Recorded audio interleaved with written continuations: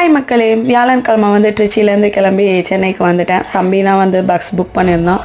So morning வந்து கிளம்பி evening மேலே தான் சென்னை வந்து இறங்கினேன். ஞாயிற்றுக்கிழமை வந்து என் அத்தனாருக்கு வந்து என்கேஜ்மெண்ட். ஸோ அதனால் அதில் கொஞ்சம் பிஸியாக போயிட்டுருக்கிறதுனால என்ன வீடியோ கூட போட முடியல வெள்ளிக்கிழமை. சரி இன்றைக்கி விநாயகர் சதுர்த்தி இன்றைக்கி போட்டுக்கலாம் அப்படின்னு சொல்லிட்டு விட்டுட்டேன்.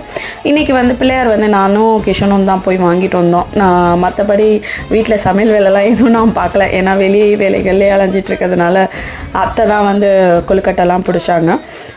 மாமா வந்து ஃபுல் அண்ட் ஃபுல் அலங்காரம் பண்ணுறதெல்லாம் இப்படி பண்ணாங்க. நான் வந்து வெறும் சாமி மட்டும்தான் கும்பிட்டேன். வாங்கிட்டு வந்து கொடுத்ததோடு சரி, மற்றபடி வேறு வேலையில் எதுவும் செய்யலை.